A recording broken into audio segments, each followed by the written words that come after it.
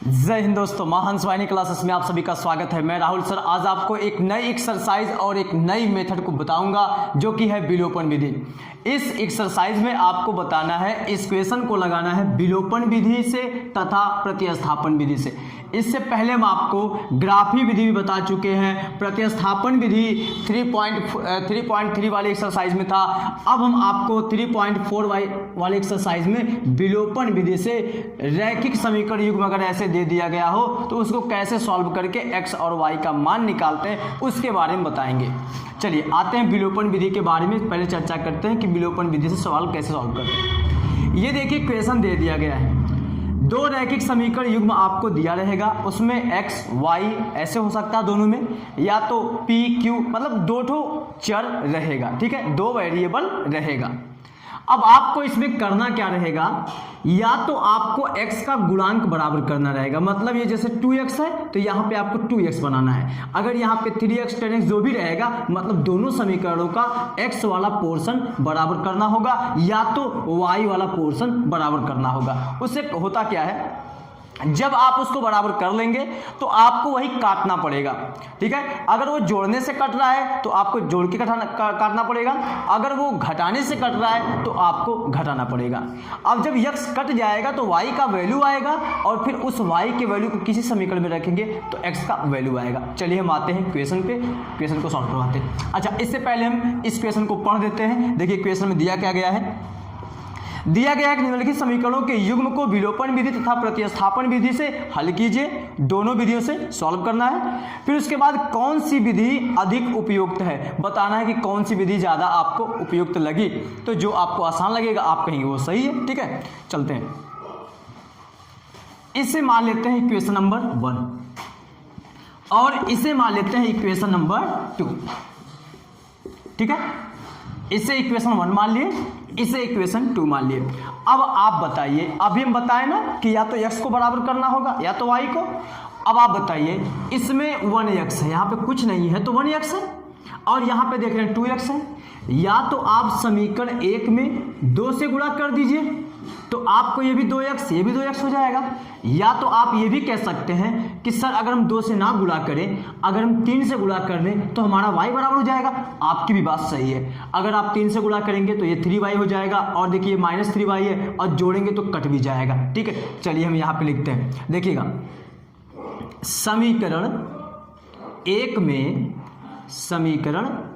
में 3 से गुणा करने पर, जब आप गुणा करने जाएंगे तो ये बात ध्यान दीजिएगा, आपको बाएं पक्ष और दाएं पक्ष दोनों में गुणा करना है। क्योंकि अगर तराजू मान लीजिए बैलेंस अवस्था में, बराबर की अवस्था में, अगर इसको 3 गुना कर देंगे तो ये नीचे हो जाएगा, और इसको अगर नहीं करेंगे तो ये फिर ऊपर हो जाएगा, फिर बराबर कहाँ रहा। इसलिए जब आप गुणा करेंगे तो दोनों पक्षों में करेंगे। समीकरण 1 में 3 से गुणा करने पर, ठीक है। यहाँ पे ऐसे भी लिख सकते हैं समीकरण 1 के दोनों पक्षों में 3 से गुणा करने पर, जबकि हम समझते हैं कि दोनों में करना होता है। तो यहाँ पे देखिए 3 से गुणा करते हैं तो ये हो गया 3x, और फिर उसके बाद यहाँ पे 3y, और फिर इसके बाद ये 3 × 5 = 15 हो गया। इतनी बात क्लियर है। इसको आप कोई समीकरण भी मान सकते हैं, इसको मान लीजिए समीकरण नंबर 3, ठीक है। अब देखिए ये जो समीकरण 3 बना है समीकरण 1 से बना है।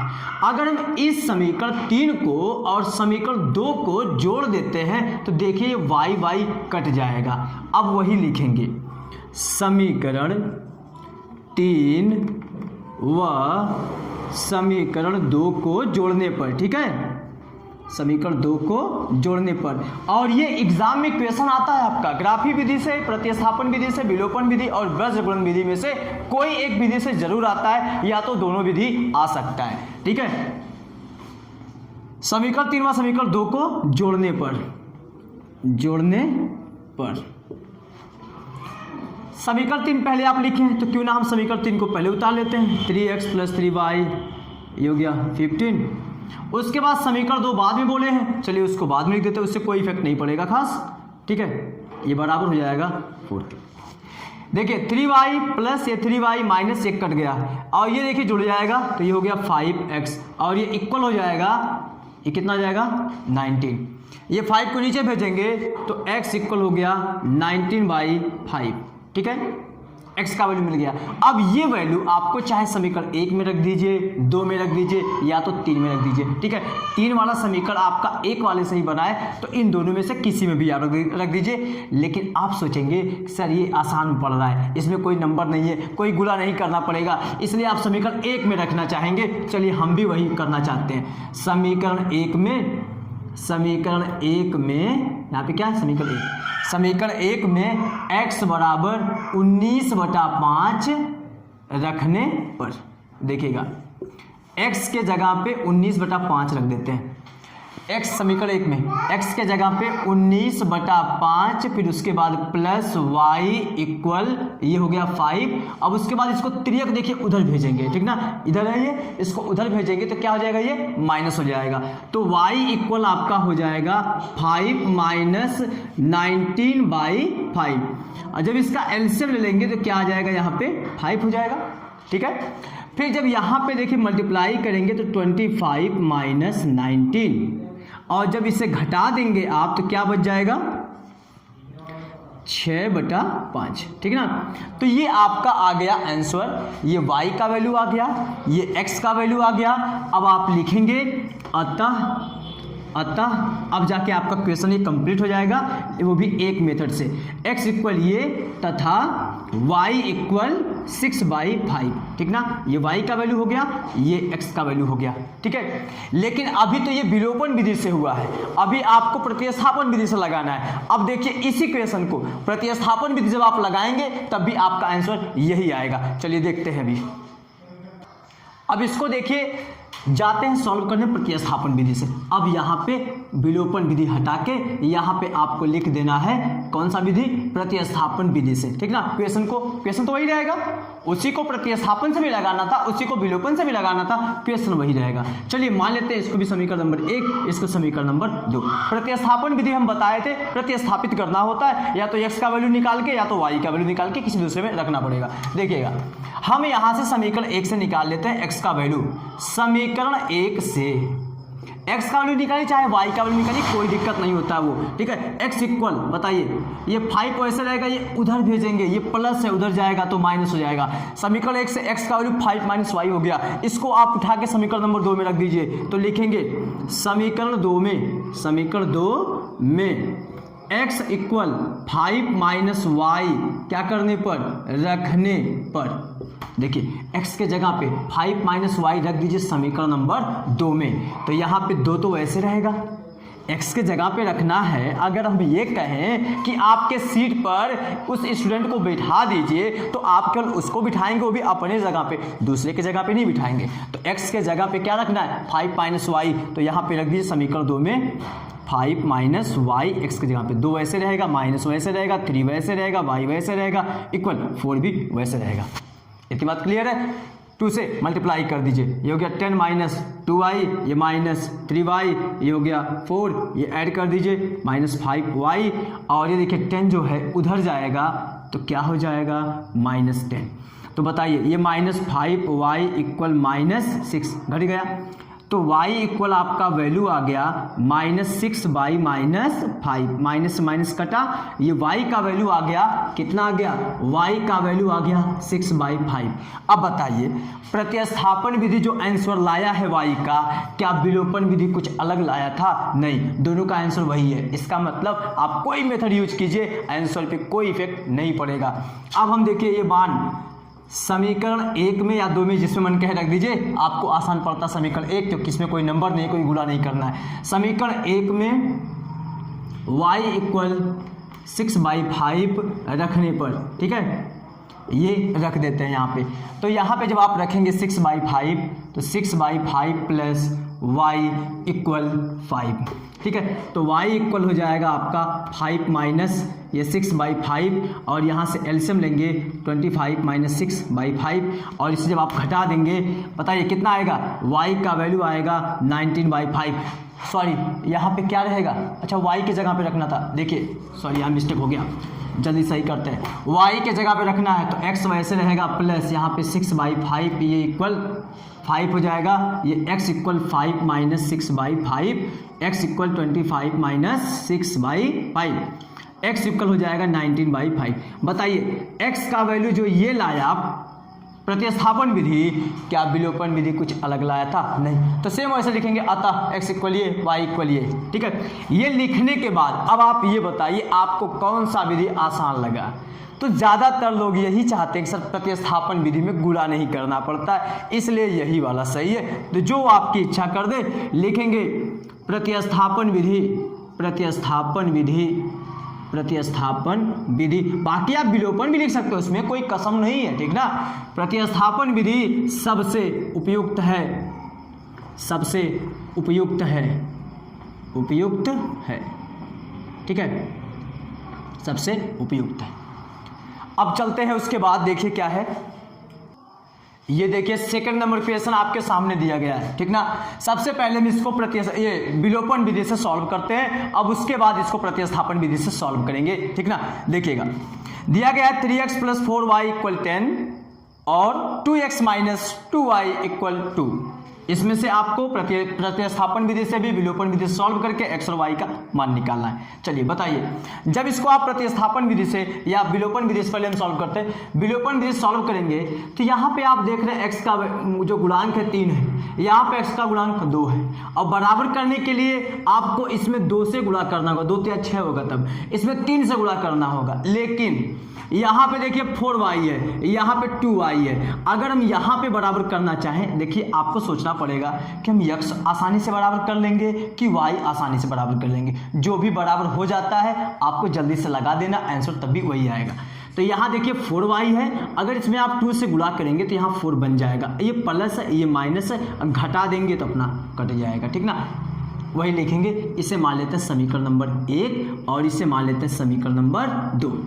अब आपको समझ में आ गया किस में गुणा करना है। आपने कहा है समीकरण 2 में 2 से गुणा करना है, तभी ये हमारा 4 हो जाएगा। तो समीकरण 2 में 2 से गुणा करने पर ये आपको एग्जाम में लिखना पड़ेगा, तभी आपको नंबर पूरा मिलेगा, ठीक है, गुणा करने पर। तो बताइए समीकरण 2 में करना है तो ये हो जाएगा आपका 4x और ये 4y, और ये जब इसमें गुणा करेंगे 2 से तो ये आपका हो गया 4, ठीक है। इसे आप मान लीजिए सुविधा के लिए समीकरण नंबर 3। अब आप देख रहे हैं समीकरण 3 में यहाँ देखिए -4y हो गया, समीकरण 1 में 4y प्लस में है, अगर आप इसको जोड़ देंगे तो y वाला कट जाएगा हिस्सा। तो अब अभी यहाँ पे आप लिख देंगे वैसे समीकरण 3 और समीकरण 1 को जोड़ने पर, 1 को जोड़ने पर, ठीक है। ऐसा उसमें भी बन गया था, इसमें भी बन गया, जरूरी नहीं सब सवाल में ऐसा बनेगा। तो समीकरण 3 और समीकरण 1 को जोड़ने पर, तो समीकरण 3 को आप पहले लिख दीजिए, ठीक है, और समीकरण 1 को बाद में लिख दीजिए, ये प्लस में है, फिर उसके बाद इक्वल 10 के, ठीक है। अब जब इसे आप जोड़ने जाएंगे, देखिए जोड़ते टाइम चिन्ह नहीं बदलता है, लेकिन अगर इसी को हम लिखते घटाने पर तो यहाँ पे चिन्ह बदल देते हैं। तो यहाँ पे अभी नहीं ऐसा हो रहा, अभी आगे आएगा तो बताएंगे आपको। ये जब जोड़ेंगे तो जाएगा 7x, 4 और 3 7 हो गया, ये प्लस माइनस से खत्म हो गया, इसकी कहानी खत्म, ये 14 हो गया। x इक्वल ये 14/7, 7 दूना 14, x बराबर 2। x का वैल्यू मिल गया। अब ये x का वैल्यू किसी में रख दीजिए, लिखेंगे आप समीकरण, बताइए किस में रखें, 1 में या 2 में। अब आपको दिख रहा होगा समीकरण 2 बहुत आसान लग रहा है, इसी में रख दीजिए सर जी। तो आप बोलेंगे इसमें रखने के लिए, तो हम उसी में रख देंगे। समीकरण 2 में x इक्वल क्या रखने पर, जो मिलेगा वैल्यू 2 रखने पर, ठीक है, इसमें रख देते हैं। तो यहाँ बताइए 2 तो वैसे रहेगा, x के जगह पे 2 रखना है, तो यहाँ पे गुणा 2 माइनस ये 2y और इक्वल 2 के, ये 4 हो गया, ये डाल लेंगे ऐसे, ये -2y इक्वल 2, और ये उधर जाएगा तो -4 घट जाएगा, तो -2y इक्वल -2 के, तो y इक्वल -2y -2 के, ये कट गया तो y इक्वल क्या आ गया, 1 आ गया। अब आप लिखेंगे अतः x इक्वल 2 तथा देखिए x का मान 2 आया तथा y इक्वल 1। ये किस विधि से आया है, विलोपन विधि से। अब हम इसी सवाल को प्रतिस्थापन विधि से लगाते हैं, ध्यान दीजिएगा। इसी सवाल को हम प्रतिस्थापन विधि से लगाएंगे तब भी आपका आंसर देखिए वही आएगा। तो यहाँ पे हम चेंज कर देते हैं, अब किससे लगाएंगे, प्रतिस्थापन विधि से, प्रतिस्थापन विधि से। देखिए फिर आप वैसे ही समीकरण 1 समीकरण 2 इसे मान लीजिए, ठीक है। अब प्रतिस्थापन विधि में आपको बताया गया था कि यहां से हम क्या करते हैं, x का या तो y का वैल्यू निकाल के, x का या तो y का वैल्यू निकाल के किसी दूसरे में रखते हैं। अगर आप एक से निकालें तो दूसरे में रखेंगे, दूसरे से निकालें तो पहले में रखेंगे। अच्छा ये बताइए, अगर हम इसमें दो कॉमन ले लिए होते, दो कॉमन ले लिए होते तो कट गया होता ना, तो क्यों ना हम इसमें से दो कॉमन लेके तब समीकरण मानते। वो तो समीकरण मानना अपने ऊपर है। इसमें जब आप दो कॉमन लेंगे तो आपको मिलेगा x minus y equal to k, तो x माइनस वाई इक्वल आपको मिल गया 1। अब आप मान लीजिए समीकरण नंबर 2। बाकी अगर आप यहाँ पे समीकरण 2 मानेंगे ना तो कोई दिक्कत नहीं है, आपको यहाँ पे समीकरण नंबर 3 मानना पड़ेगा, ये कट गया।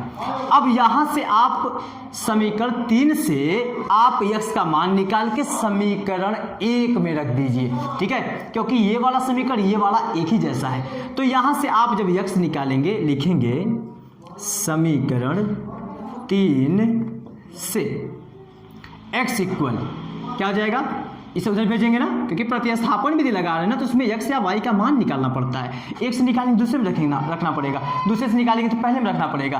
तो x का वैल्यू आ गया 1 प्लस वाई, और ये मान किस में रखेंगे, समीकरण 3 से x इक्वल, ये समीकरण किस में रखने पर, समीकरण 1 में रखने पर। तो x के जगह पे ये रखना, आपको ध्यान दीजिएगा, ये 3 ऐसे रहेगा, x के जगह पे 1 प्लस वाई हो गया ये वाला, प्लस 4y वैसे रहेगा, 10 वैसे रहेगा, इसका मल्टीप्लाई कर दीजिए, 3 plus 3y plus 4y equal 10 के, ये उधर भेजेंगे। अच्छा ये बताइए कितना हो जाएगा, 3y 4y 7y, ये उधर जाएगा तो कितना हो जाएगा, 10 माइनस 3 के, ये 7y इक्वल कितना हो गया, 7y इक्वल ये 7 के, इसे नीचे भेज दीजिए। तो बताइए y इक्वल क्या हो गया, 7/7 के, ये कट गया, y का वैल्यू 1 आ गया। अब ये मान किसी समीकरण में रख दीजिए, तो आपको आसान लग रहा होगा, सर समीकरण 3 में रख दीजिए, चलिए उसमें भी रखते हैं, तब भी कोई दिक्कत नहीं है। समीकरण 3 में y इक्वल 1 रखने पर, ठीक है, जब y इक्वल 1 रखेंगे तो यहाँ पे x इक्वल 1 प्लस, सॉरी यहाँ पर रखना ना, x माइनस वाई के जगह पे 1 इक्वल 1 के, x इक्वल ये 1 प्लस ये उधर जाएगा प्लस ना 1, तो ये x का वैल्यू आ गया 2। अब आप ये बताइए, क्या प्रतिस्थापन विधि और विलोपन विधि का आंसर अलग आया, नहीं। x का वैल्यू देखिए 2 ये भी लाया है, y का वैल्यू 1 लाया है, ये देखिए y का वैल्यू 1, x का वैल्यू 2 ये लाया था विलोपन विधि में, ठीक ना। अब वही लिखेंगे, अतः x इक्वल 2 तथा y इक्वल क्या लाया ये 1, ठीक ना। तो आपको कौन सा मेथड इजी लगा वही आपको लिख देना है। अगर आपको मान लीजिए विलोपन आसान लगा हो तो आप लिख दीजिए विलोपन विधि से, ठीक ना, जो भी आपको आसान लगा हो विलोपन विधि से, या विलोपन विधि उपयुक्त है, विलोपन विधि उपयुक्त है, ठीक है। तो ये था आज का आपका लास्ट क्वेश्चन। अब इसके थर्ड क्वेश्चन और फोर्थ क्वेश्चन को हम नेक्स्ट वीडियो में सॉल्व करवाएंगे। तो आशा है कि आप सभी को समझ में आया होगा, और अगर समझ में आया हो तो प्लीज़ चैनल को सब्सक्राइब कीजिएगा और बेल आइकन को जरूर प्रेस कीजिएगा। थैंक्स।